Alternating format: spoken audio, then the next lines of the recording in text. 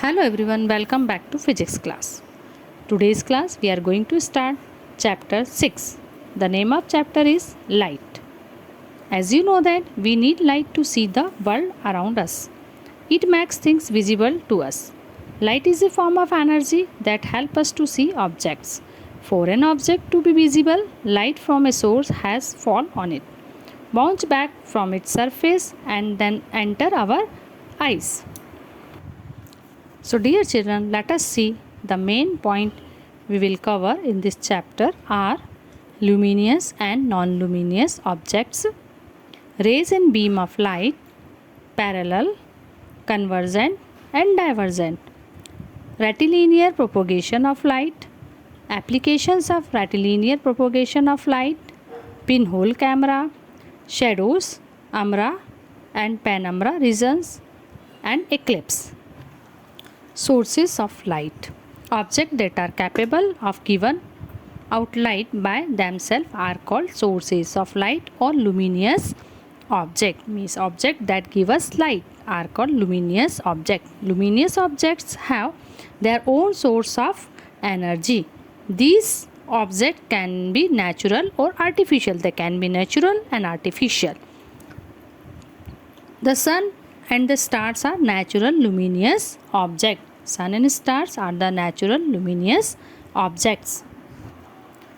Objects that do not emit light of their own are called non-luminous objects. Objects that do not emit light of their own are called non-luminous objects.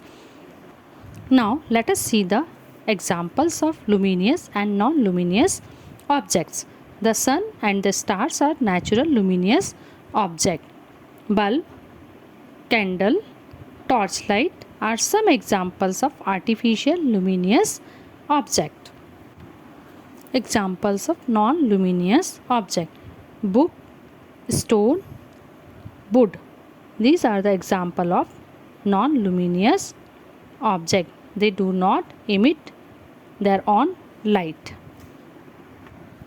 When light from a luminous object falls on non-luminous objects, some of the light get reflected in different directions. When this reflected light enter our eyes, we can see the non-luminous objects. Most of the objects we see around us are non-luminous objects.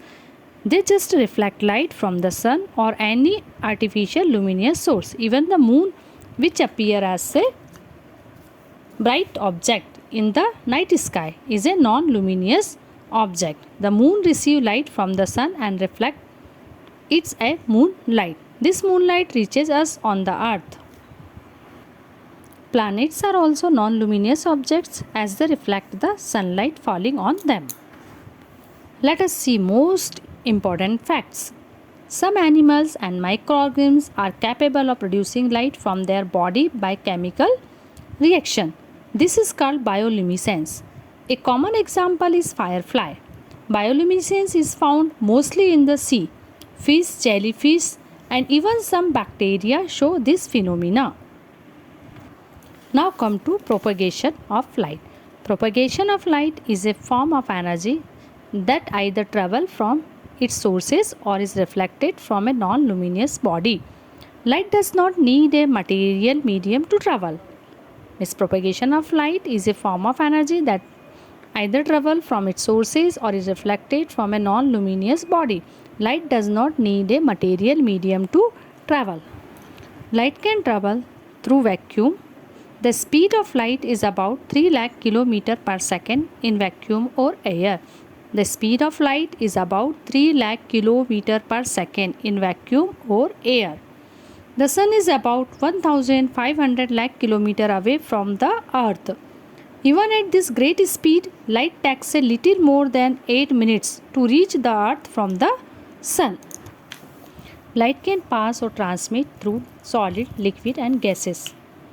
However, light does not pass through all objects completely at the same speed. Some objects allow light to pass through them completely. Some allow light to pass through them partially, while some others do not allow light to pass through them at all. So dear children, next video will continue this chapter from transparent materials. Thank you.